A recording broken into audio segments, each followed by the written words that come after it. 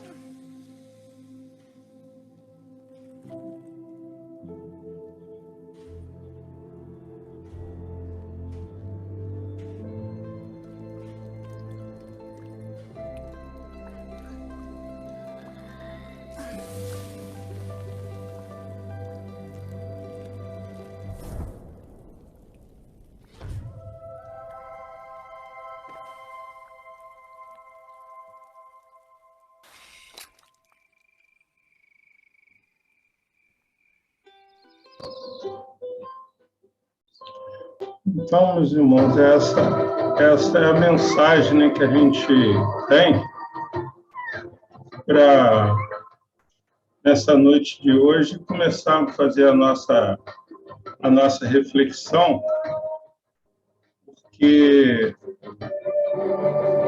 é uma reflexão que nos leva aqui a pensar na importância da vida nos dias de hoje, né? A importância daquilo que nós podemos tirar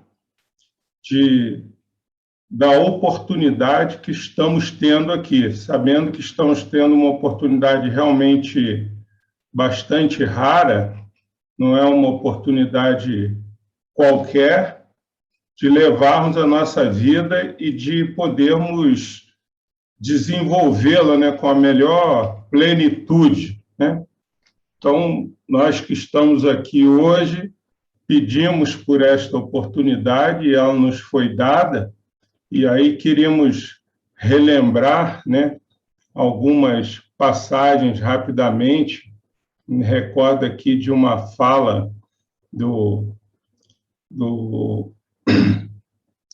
Cirne Ferreira, da FEB, que diz que quando a gente fala que tem que aproveitar a vida, que, na verdade, a gente tem que aproveitar a encarnação, porque a vida é isso tudo que a gente sabe que antecede o berço e transcende o túmulo. Então, a vida vai existir em todos os tempos, né? Ela é um fenômeno perene, a vida não acaba nunca, ao contrário daquele sentimento que a gente tem, né? Que às vezes que a vida se encerra com a morte, mas ela não se encerra, ela é como se fosse uma jazida, daquelas jazidas que não se exaure nunca mais. E aí nós até lembramos uma daquelas palavras de Jesus que ele disse que veio para trazer vida, vida em abundância, está lá no Evangelho de João. Então, é uma verdade, porque a vida em abundância significa que nós possamos viver essa vida com toda a plenitude, com toda aquela vontade, toda a pujança, como se diz, na alegria e na tristeza, ou seja, nós encararmos os desafios, né, do caminho de cabeça erguida, por mais difícil que às vezes seja. Ainda numa outra fala também que está no Evangelho de João, Jesus nos diria que eu sou o caminho, a verdade e a vida. Então, ele queria enfatizar isso, né, que nós precisamos seguir aqueles seus ensinamentos para que a gente possa chegar a um lugar comum, chegar no tão falado reino dos céus. Eu me lembrei aqui de uma quadrinha infantil que diz, né, que é a nossa alma uma criança que nunca sabe o que faz, quer tudo que não alcança e quando alcança não quer mais. Então é uma forma da gente, às vezes, procurar algumas coisas na vida que são objetivos temporários, objetivos muito ligados às coisas materiais, e depois que a gente atinge isso, isso passa a não, talvez não fazer muito mais sentido para a gente. Então, a gente acaba agindo como uma criança. E sem essas experiências, né, que a gente vive, sem o contato com a sociedade, com o outro, sem esse dia a dia, não é possível que esta vida seja plena, porque nós não conseguiríamos desenvolvê-la assim da forma que é necessário. Tem uma fala do Jung, né, do psiquiatra vienense lá, que ele diz a respeito da individuação, que é muito propalada lá nos livros, nas obras da Joana de Ângeles, que é aquele momento culminante da nossa melhor evolução. E o Jung fala que ninguém se individua em cima do Monte Everest, ou seja, para você se individuar, para você atingir essa plenitude na vida e essa ligação, essa conexão com Deus, você tem necessariamente que estar aqui na Terra, como o Kardec nos diz lá na Lei de Sociedade, no Livro dos Espíritos, que é exatamente através desses contatos que a gente consegue desenvolver todos os nossos mecanismos, que nós conseguimos aprender, às vezes também ensinar, mas com certeza evoluir, já que evoluir nós estamos fadados, né, a essa destinação, como está escrito lá no túmulo do Allan Kardec: nascer, morrer, renascer ainda e progredir sempre, tal é a lei. Então, não temos outro,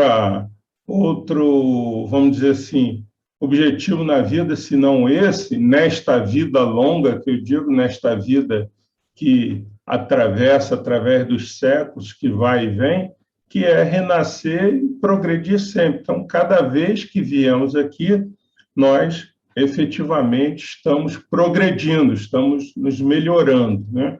Eu trouxe uma anotação aqui do livro Vida, Desafios e Soluções, da Joana de Ângeles, que é uma definição que ela traz exatamente para a vida. Ela diz assim, que a vida são todos os acontecimentos existenciais que ocorrem durante a reencarnação no corpo como fora dele, em espírito. Então, olha que interessante, porque ela não está circunscrevendo, né? Ela fala durante a reencarnação, mas não somente aqui. Ela diz, são todos os acontecimentos existenciais que ocorrem durante a reencarnação no corpo como fora dele, em espírito. Porque, na verdade, nós sabemos que o espírito é o comandante dessa nossa embarcação aqui. O espírito é que, vamos dizer assim, quem dita as normas e quem dita o nosso destino. Nós somos os construtores do nosso próprio destino, mas tudo é comandado pelo espírito. Ele que dá, vamos dizer assim, as coordenadas de para onde nós estamos levando o nosso barco, a nossa embarcação, né, quais os caminhos que nós vamos seguir. Ainda, num outro livro, né, no Homem Integral, ela tem uma outra definição também da Joana de Anjos, pela psicografia de Divaldo Franco, onde ela nos diz: a vida são todas as ocorrências, agradáveis ou não, que trabalham pelo progresso, em cuja correnteza todos navegam na busca do porto da realização. Então, frisar bem que essas ocorrências, agradáveis ou não, nós sabemos de antemão que a vida não é feita totalmente de alegrias, de momentos alegres, como também não é feita somente de infelicidade, de aflições, de dificuldades. Eventualmente, nós perdemos um pouco o nosso equilíbrio e acabamos, em momentos de muita, vamos dizer assim, turbulência, nos concentrando, né, nos fixando muito nesses momentos difíceis. Mas se nós fizermos uma retrospectiva aí de todos nós aqui da nossa vida passada até o presente momento, nós vamos ver que nós tivemos momentos muito agradáveis na nossa vida, momentos de grande felicidade, tivemos momentos de prazer, de alegria, mas que, infelizmente, às vezes a gente deixa até de brindar esses momentos, né? Hoje, ainda numa reunião agora no bate-papo 5 horas, uma amiga nossa do CBV estava dizendo que ela comprou uma taça de cristal para ela celebrar os momentos felizes. E falou: eu celebro com água, porque eu não bebo, mas comprou uma taça de cristal para celebrar as alegrias dela, os momentos felizes, né, com água. E é uma coisa importante, a gente está celebrando esses momentos de felicidade, porque eles são também importantes, fazem parte da nossa vida, e eles não podem e não devem ser esquecidos. Ainda prosseguindo nestas definições iniciais, no livro Momentos de Saúde, ela nos diria que emanação divina, a vida é a presença do psiquismo superior manifestando-se em toda parte. Por quê? Porque nós não estamos aqui desantenados, nós não estamos sozinhos aqui na Terra, né? Perdidos nesse mundo de meu Deus aqui. Quando ela diz a manifestação do psiquismo superior, é porque nós estamos, de certa forma, conectados, embora muitas vezes a nossa antena falhe, né? O nosso sinal fique como dessas operadoras aí, que ele não capta muito bem os sinais que nos são trazidos da espiritualidade, principalmente os sinais dos nossos espíritos guardiães, dos nossos anjos protetores. Às vezes a gente passa batido por eles, mas nós nunca estamos dissociados desses sinais, a gente está sempre conectados com ele, porque desde o momento que nós viemos aqui e que o nosso corpo nasceu, um espírito vinha ali junto e, na prática, a gente já tinha essa primeira conexão já é dada desde quando a primeira molécula toma conta do nosso corpo, quando o espírito já está ali presente. E nós não perdemos esta conexão através da nossa vida. Ela segue nesse mesmo livro, Momento de Saúde, dizendo: especialmente a vida humana é um dom supremo que deve ser preservada e utilizada com eficiência, dilatando-se ao máximo, a fim de se recolheres os benefícios que faculta. Então, tem uma profundidade bastante grande nesta afirmativa, que ela diz, quando ela diz que a vida deve ser preservada com eficiência, está chamando a atenção que a gente deva fazer todo o possível para manter essa vida. Ou seja, em todos os momentos, mesmo naqueles momentos onde às vezes a aflição nos assalta, né? Onde às vezes a doença ou às vezes qualquer dificuldade de ordem moral, de ordem familiar nos assalta, mas nós temos que preservar essa vida e utilizá-la com eficiência, dilatando-se ao máximo. Ela quer dizer uma coisa que é muito comum nos nossos estudos, né? A gente tem discutido muito isso aí algumas vezes durante a semana, todos nós, que nós temos aqueles fluidos vitais, cada um de nós, e cabe-nos postergar a utilização desse fluido vital o máximo possível, até o final da nossa existência. Não nos cabe, nós não somos senhores dessa nossa vida para que a gente pudesse abreviá-la ou encurtá-la mediante um desgaste excessivo disso, né? Então, com respeito a essa questão da vida, para que nós possamos trazer assim uma exemplificação da importância dela e também da importância da desencarnação, né, das nossas passagens por outras esferas, eu queria trazer aqui uma historinha, que é uma história que vem do budismo, é uma história contada sobre uma moça que se chamava Kisa Gotami, era uma moça que vivia numa daquelas aldeias, né, na Índia, e que ela era bastante pobre. Num dado momento da vida, ela, por ter prestado um favor a um senhor, que era um senhor de grandes posses, esse senhor fez com que ela se casasse com um dos seus filhos. Ela se casou com um filho dessa pessoa que era muito rica, né? E começou a ter uma vida alterada do ponto de vista material, mas não do ponto de vista moral, não do ponto de vista emocional, psicológico, porque ela era sempre, assim, de certa forma, maltratada pelo marido. Vivia aquilo que hoje nós poderíamos chamar, né, nos tempos atuais, de uma relação abusiva. Ela não era considerada no casamento. Até que veio um filho, né? Ela engravidou, e esse filho passou a ser, finalmente, toda a razão da sua existência. Essa moça, Kisa Gotami, então, dedicava toda a sua vida, tudo aquilo para essa criança.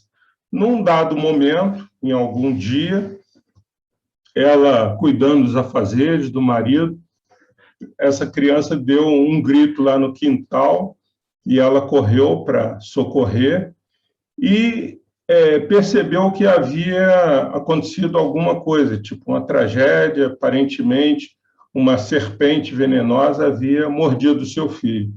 Ela pegou esse filho nos braços e saiu imediatamente de casa em busca de socorro. Foi para o povoado, pedir ajuda a um, pedir ajuda a outro, pedir ajuda a todas as pessoas, e ela não se deu conta, naquele desespero de tanto o amor por aquela criança, ela não se deu conta que aquela criança já havia desencarnado. E, em dado momento, na rua, ela foi até tida meio assim como louca, porque ela estava tentando pedir socorro para uma criança que já estava inerte nos seus braços. Uma das pessoas para as quais ela pediu essa ajuda, se compadecendo dela, falou: olha, eu não posso te ajudar, mas sei quem pode. E indicou que ali próximo, num bosque, estaria o Buda, que estava fazendo uma fala para alguns de seus seguidores, e ela rapidamente se dirigiu àquele local onde se encontrava o Buda. Lá chegando, pediu ajuda, e o Buda falou: olha, todos que vêm em busca de um médico, de uma ajuda, também vêm em busca de remédio. E eu vou te ajudar para resolver esse problema do seu filho. Você também vai precisar colaborar. Eu preciso que você saia daqui, vá até o povoado e consiga algumas sementes de mostarda, umas 5 sementes, para trazer, que eu vou fazer um chá para restaurar a saúde do seu filho.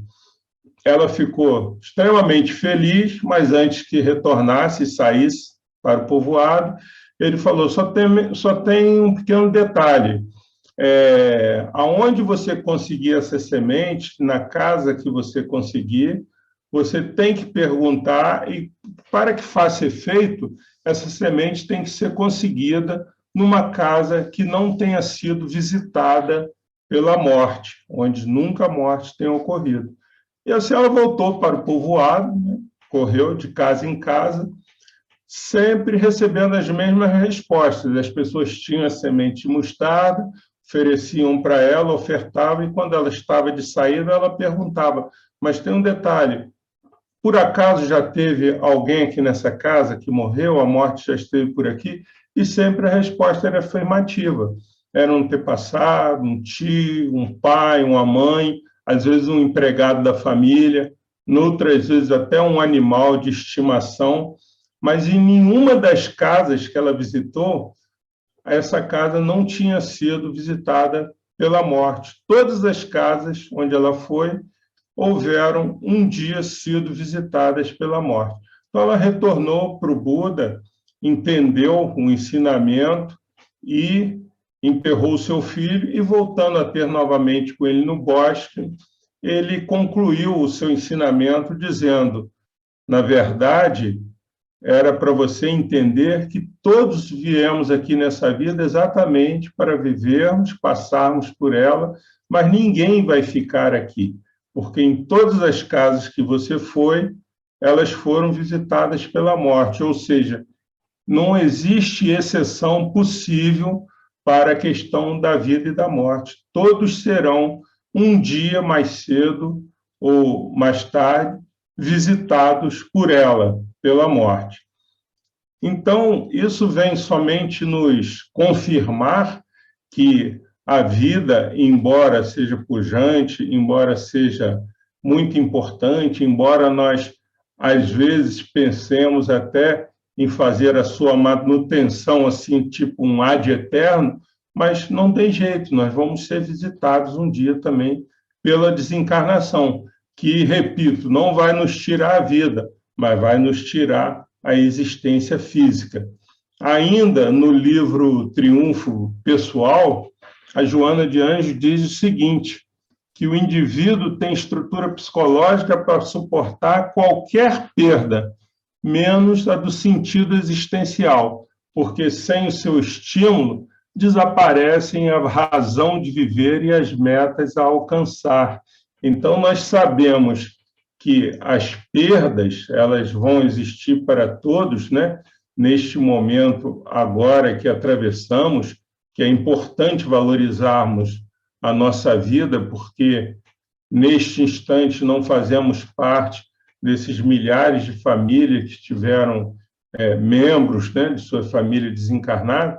Então, é importante que nós possamos valorizar muito a nossa vida, mas sabendo que, se por acaso vier a ocorrer, nós não estamos fora desse universo que estava aquela moça, Kisa Gotami, desse universo onde todos hão de passar um dia, alguns enfrentando uma dificuldade um pouco maior, outros enfrentando uma dificuldade mais curta, outros enfrentando uma dificuldade mais longa. Sabemos que a questão do luto na vida, em enfrentar a perda de um ente querido, ela se compara mais ou menos a como você atravessar um túnel longo, um túnel de 3, 4 quilômetros, onde o ar é muito rarefeito, o ar é muito difícil. Então, se nós estacionamos dentro daquele túnel, que seria nesse luto na nossa vida, nós vamos respirar com dificuldade.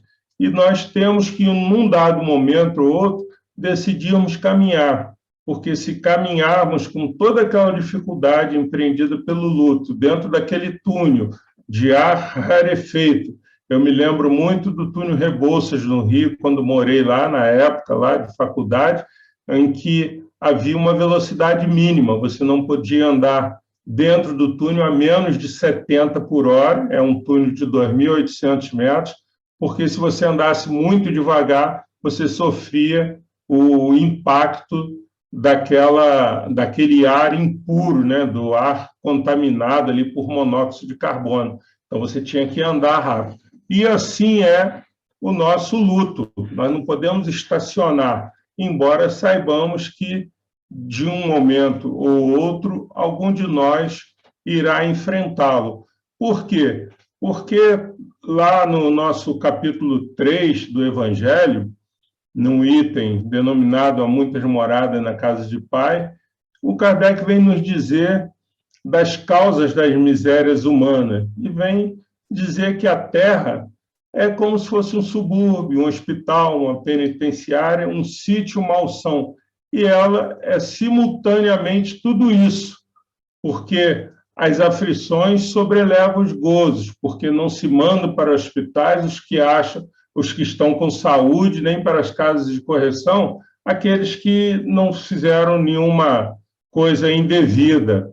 Então, nem os hospitais, nem as casas de correção, eles não podem ser lugares de deleite. Por isso que a Terra, que é um lugar de provas e expiações, não é um lugar tão tranquilo assim. É um lugar onde nós viemos para viver com as nossas dificuldades, mas também que viemos, com certeza, para progredir.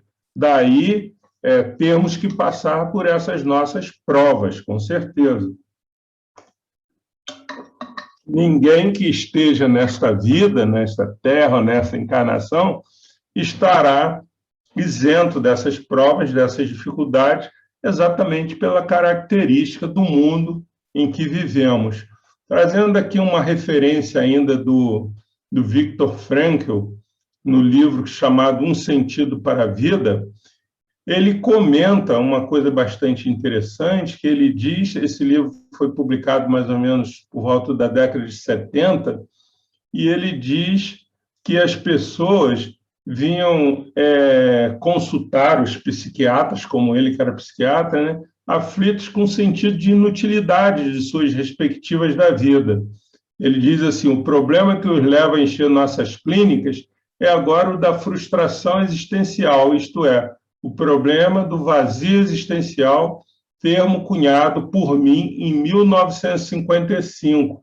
Então, veja, desde 1955, e ele recua um pouco a mais, desde 1948, nos seus escritos, ele colocou pela primeira vez esse termo do vazio existencial, que vinha perturbando e causando alguma alteração nas pessoas, e que nós sabemos que até hoje não é muito diferente. Mudou, não mudou grande coisa. Todo mundo ainda tem esse vazio existencial. Mas porque nós precisamos de um sentido para a vida. Aquilo que nós trouxemos no nosso vídeo inicial, nós precisamos nos inserir num contexto para que a vida passe a ser alguma coisa assim significativa para a gente. Ele ainda diz, num outro livro chamado Em Busca de Sentido, que esse sentido da vida ele difere de pessoa para pessoa.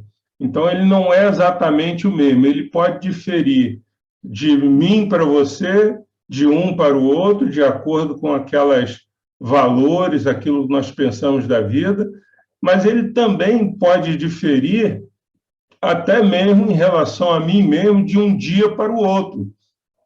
Um dia eu posso estar muito motivado, muito entusiasmado com a vida, e no outro dia nem tanto assim. E ele ainda diz que pode diferir também de uma hora para outra. Nós acordamos muito alegres, muito felizes, satisfeitos, e no fim do dia vem um aborrecimento. Então, às vezes, esse aborrecimento pode ser de tal monta que nos leve a questionar o sentido da nossa vida. Então, ele fala assim nesse seu livro, o que importa, por conseguinte, não é o sentido da vida de um modo geral, mas o sentido da vida de uma pessoa em dado momento. Porque se nós formos buscar aí as literaturas, nós vamos encontrar muitas designações para esse sentido da vida, mas variando extremamente de pessoas para pessoas, de momentos para momentos. Então, ele fala que o mais importante é o sentido da vida para mim, o que eu estou usando naquele momento ali, o que eu estou fazendo com aquela oportunidade que eu tive. E lembramos também, lá no capítulo 5 do Evangelho, os Bem-aventurados aflitos, uma passagem trazida, né, naquela parte da instrução dos espíritos, pelo espírito denominado um anjo guardião, quando ele nos fala das provas voluntárias, né, das provas voluntárias do verdadeiro silício. Nós já estudamos recentemente no capítulo 5, que a gente está tratando dele ainda no nosso estudo de segunda-feira, e essas provas têm por fim, segundo esse espírito, exercitar a inteligência tanto quanto a paciência e a resignação, né? Ele pode dar-se que o homem nasce, ele diz, em posição penosa e difícil, precisamente para se ver obrigado a procurar os meios de vencer aquelas dificuldades, aqueles obstáculos. Então, seríamos nós criando para nós mesmos esses tormentos voluntários, o que não faria muito sentido. Nós acabarmos criando dificuldade que não havia na nossa vida, nós trazemos essas dificuldades para o nosso lado sem grande motivo para isso. Aí, retornando para o Viktor Frankl, no seu livro Um Sentido para a Vida, ele vem nos falar uma coisa bastante bonita sobre a autorrealização, que tem uma conexão muito grande com aquelas falas do Evangelho, quando vem nos dizer sobre a caridade. Então, quando ele fala na autorrealização, ele diz literalmente no seu livro, quanto mais a pessoa esquecer de si mesma, dedicando-se a servir a uma causa ou amar outra pessoa, mais humana será e mais se realizará. Olha que coisa bonita, porque nós conhecemos esse tipo de comportamento através do fora da caridade não há salvação. É você se preocupar com o próximo, com o outro. E ele segue, assim o homem se realiza, não se preocupando com realizar-se, mas esquecendo de si mesmo e doando-se, descuidando-se de si e concentrando os seus pensamentos para além de si. Em outras palavras, a autorrealização só é possível como efeito colateral da autotranscendência. E é verdade, se nós não autotranscendermos, ou seja, se nós não percebermos que existe alguma coisa a mais do que essa mera correria, essa mera disputa aqui na Terra, então nós não vamos pensar no outro, porque aí nós queremos somente pensar no nosso bem, na nossa melhoria, sem preocupar com mais ninguém. Queria trazer aqui rapidamente, acho que eu já trouxe em algum estudo, mas vale a pena repetir, uma fábula que ela serve bastante para que a gente possa exemplificar o nosso voo aqui pela Terra, né? É a fábula que trata do nascimento da borboleta. Era uma vez uma lagarta que tinha um sonho, ela queria voar. Achava muito chato ficar se arrastando pelo chão. Então, subiu em uma árvore grande para tentar, lá do ponto mais alto, seu primeiro voo. Ocorre que ela fez muito esforço para subir e, chegando na copa da árvore, ela se recostou e adormeceu.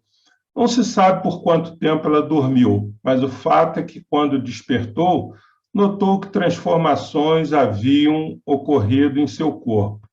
Começou a se desprender de sua velha couraça e se sentiu leve e bonita.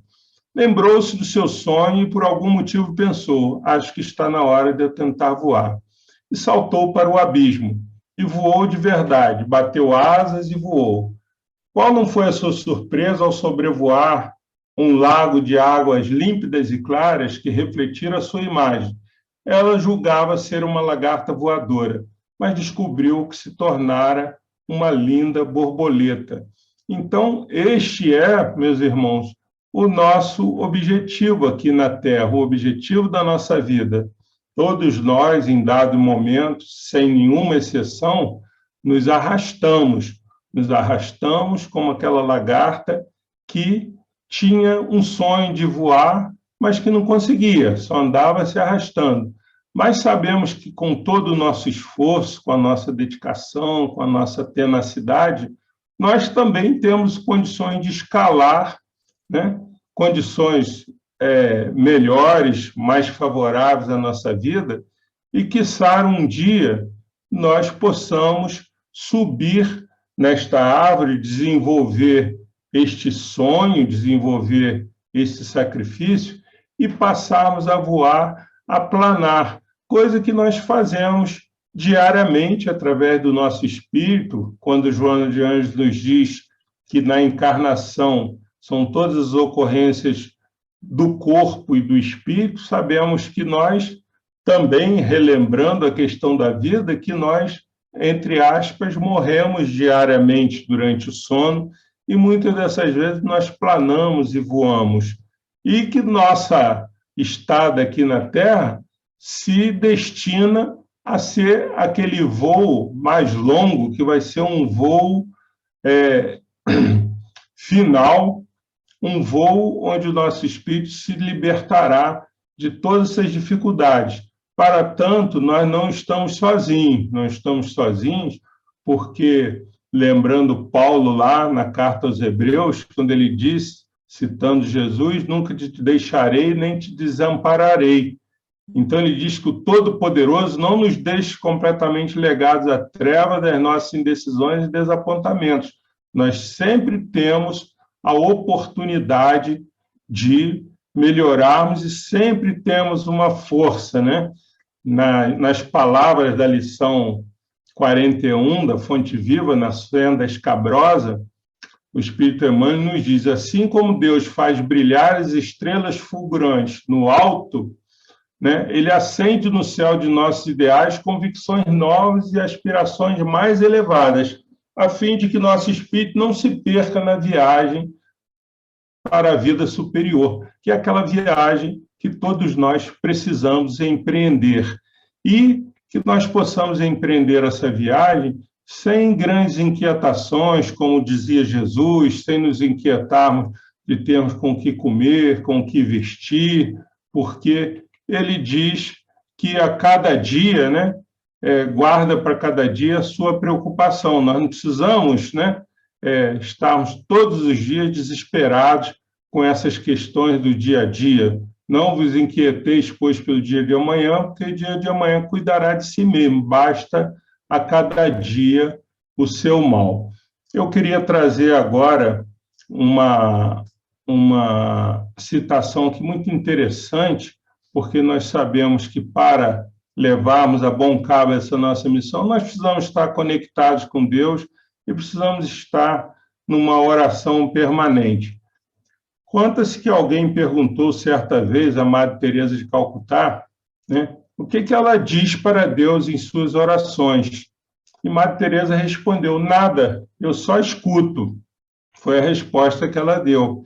E aí a pessoa perguntou, e o que Deus diz para a senhora em suas orações? Ela falou, nada, ele só escuta. Então, essa é a verdadeira e mais profunda dimensão da oração, uma experiência de presença silenciosa, de comunhão, que transcende tudo. Eu quero aproveitar esses momentos finais aqui para trazer para vocês uma música que, no meu entendimento, é uma bela de uma oração. Vou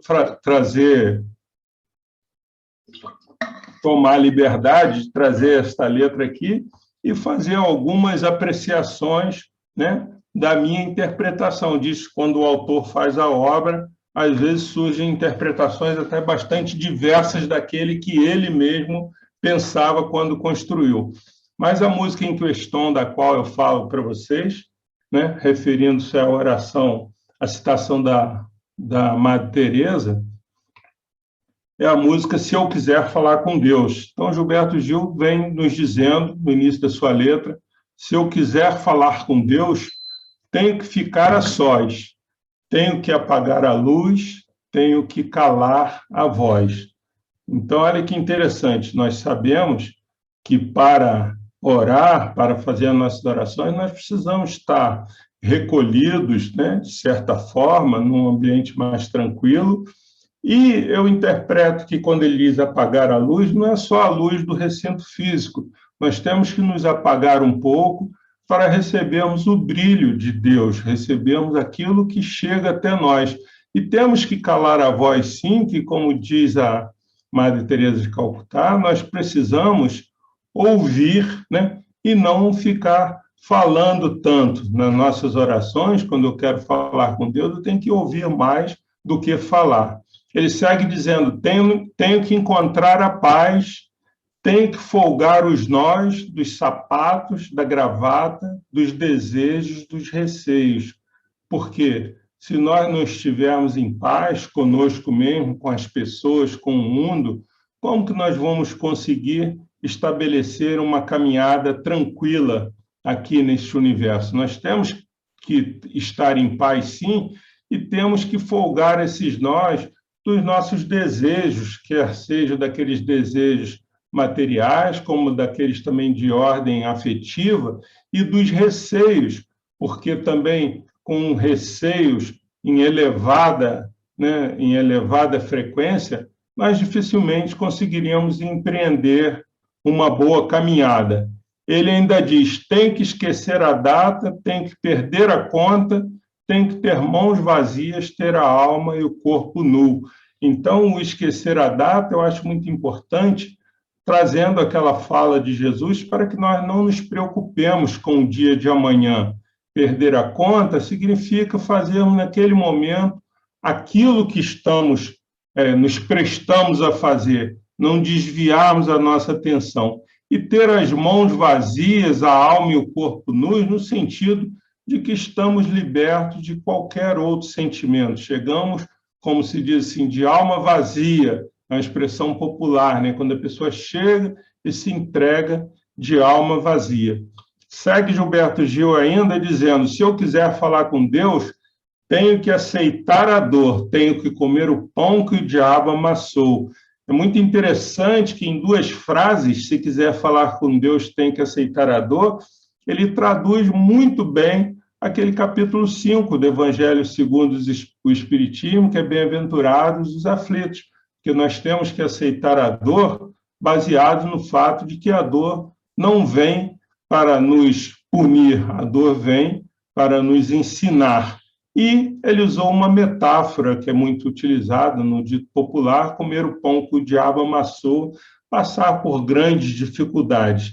Segue ainda uma coisa muito belíssima de poesia, dizendo, tem que virar um cão, tem que lamber o chão dos palácios, dos castelos suntuosos do meu sonho.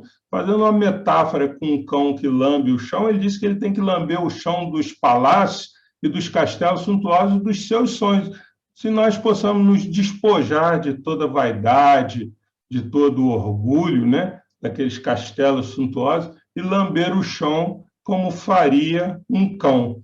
Ainda segue dizendo, tenho que me ver tristonho, tenho que me achar medonho, e apesar de um mau tamanho, alegrar meu coração. Então, veja bem, me ver tristonho passa por essas tristezas, essas dificuldades da vida, né? Tem que me achar medonho, bastante amedrontado, bastante receoso, mas apesar do mau tamanho, alegrar meu coração, ou seja, não deixar meu coração se contaminar por essa dificuldade na minha vida. E ele conclui lá a sua melodia dizendo, se eu quiser falar com Deus, tenho que me aventurar, tenho que subir aos céus sem cordas para segurar. Então, se aventurar é promover aquele voo da borboleta que eu dizia, se aventurar a voar aqui nessa existência e subir aos céus sem corda, ou seja, ter aquela confiança irrestrita que nós precisamos ter em Deus para prosseguirmos em quaisquer situações. Por isso que temos que subir aos céus sem corda. E ele vai concluir dizendo, tenho que dizer a Deus, dar as costas, caminhar, decidido pela estrada, que ao findar vai dar em nada do que eu pensava encontrar. Então, a estrada, talvez ele pensasse em encontrar alguma coisa mais significativa, mais material, e descobriu que não era tanto assim. Eu aproveito esta frase aqui do Gilberto Gil para fazer aqui um plágio de uma fala que eu ouvi essa semana do Alberto Almeida, que ele fala que tem que dizer adeus, dar as costas, caminhar. E o Alberto Almeida dizia, relativamente ao luto, numa fala durante essa semana, que nós não temos que dizer somente adeus com aquela palavra de acenar, mas dizer adeus separado, dizer adeus, falar alguma coisa com Deus, né, neste momento de separação, nesse momento de dificuldade. Então, era esta a fala que eu traria para vocês na noite de hoje, no sentido de valorizarmos a nossa vida. E aí eu queria ainda pedir, né, mais uma oportunidade aqui para compartilhar essa melodia aqui que eu trouxe, que é uma melodia muito bonita, para que nós pudéssemos encerrar aí refletindo um pouquinho sobre ela, que é exatamente se eu puder falar com Deus. Vou fazer uma sugestão para você. Não coloca a música enquanto estiver gravando, porque senão bloqueia ela, não pode ficar de direitos autorais. Ah, tá bom. Então a gente pode botar isso. Vamos fazer a prece de encerramento. A gente tranquilo. A gravação e põe a música. Pode ser? Pode ser, sem problema. Muito obrigado. Que a paz continue com todos nós.